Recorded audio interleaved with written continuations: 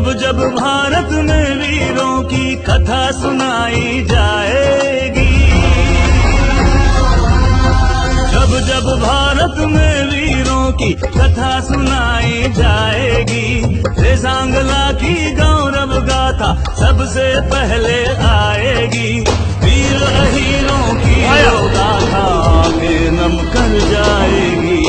17 मई को झारखंड में रेजांगला के अमर शहीदों के रक्त से सनी हुई मिट्टी का कलश आ रहा है। मैं सभी देशवासियों से और झारखंड वासियों से अपील करती हूँ कि आइए और वीर शहीदों को नमन कीजिए, उनके रक्त से सनी हुई मिट्टी को श्रद्धांजलि दीजिए।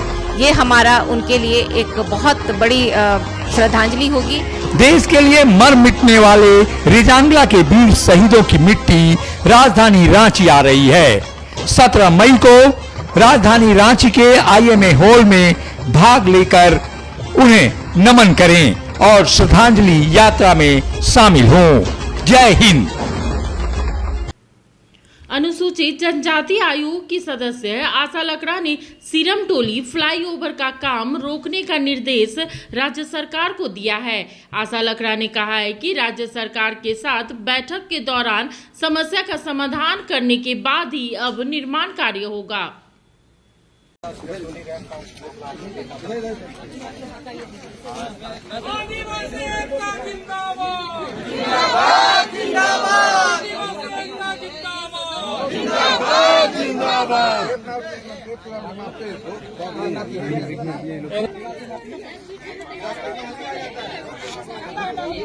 अभी 10 फीट वहाँ से यहाँ कहाँ तक यहाँ पे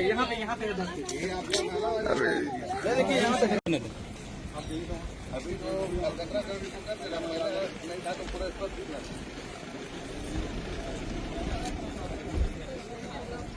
दो चार हो रहे हैं, शायद ये तो मैं आयोग में आने के बाद देखी हूँ। जैसे आप लोग बोले कि टेंडर हुआ, टेंडर से पहले तो जो प्रक्रिया होगी, जिसको हमने कहा डिटेल प्रोजेक्ट रिपोर्ट अगर बात करेंगे तो सरना समाज का कौन वो सरना समिति क्या या अलग अलग समिति सरना स्थल के लोगों का है, उसका उनके पास तो ठोस बता सकते हैं डिजाइन कैसे हो सकता है। ऐसे अभी सूरज जी यहाँ बैठे हैं, करम टोली का जो तालाब का निर्माण हो रहा था तब भी स्टेक होल्डर में पूछते आप क्या चाहते हैं। जैसे उदाहरण के लिए मैं रांची नगर निगम में गई, तब हज हाउस बन रहे थे, उस समय भी एक स्टेक होल्डर मीटिंग बुलाया गया और उनसे बात किया गया कि आपका ये एक बयान आना चाहिए जो इस DPR की अगर बात करें उसमें नहीं है। अभी हम साइट देखेंगे राज्य सरकार की। चड्डी सरना समिति, केंद्रीय सरना समिति ने सीरम टोली चौक सरना स्थल के बारे में शिकायत दर्ज किए थे। उनको आयोग ने संज्ञान में लेते हुए राज्य सरकार को नोटिस भेजे थे और उस नोटिस के आलोक में आज आयोग आई है और यहाँ एक दिन का पूरा कार्यक्रम रखी, क्योंकि सुबह में जनजाति समुदाय और अलग अलग सरना धर्मावलंबी के अगुवा के साथ में मीटिंग रखें और अभी सरना स्थल का निरीक्षण कर रहे हैं, जिसको हम कहते हैं कि जिस तरह से कई हमारे प्रमुख भी यहाँ उपस्थित हुए हैं। जो सरना अगुआ स्थल है, जैसे जगलाल पहान जी है, गीता श्री उरांव जी है, गंगोत्री कुजूर जी है, बबलू जी हैं, फुलचंद जी है, आरती कुजूर है, कुंद्रेशी मुंडा है, ऐसे निरंजना हेरन टुप्पो है, नकुल तिर्की है, विद्यासागर क्रिकेटा है, सनी टुप्पो है, सूरज जी है, प्रदीप जी है, ऐसे करके तमाम संगठन के लोग आए हैं।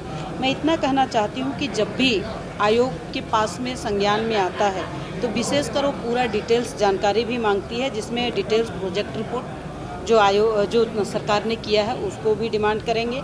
दूसरा, जिस तरह से प्रिंसिपल ऑफ नेचर जस्टिस आपने किया या नहीं किया, समन्वय बनाया या नहीं बनाया जनजाति समुदाय के साथ, ये भी सरकार एक बार पूछेगी। साथ में जो जितना भी काम वहाँ चल रहे हैं, फ्लाईओवर का रैंप उतरने की बात है और आदिवासी समाज का जो पूजा स्थल है उनका संरक्षण की बात है, तो आयोग के सामने जब संज्ञान में आती है तो जब तक वहाँ जस्टिस जब तक उनका अन्वेषण होता है, जांच होती है, आयोग के सामने शिकायत रहती है, तब तक सरकार वहाँ भी किसी तरह का कोई विकास काम नहीं कर पाएंगे।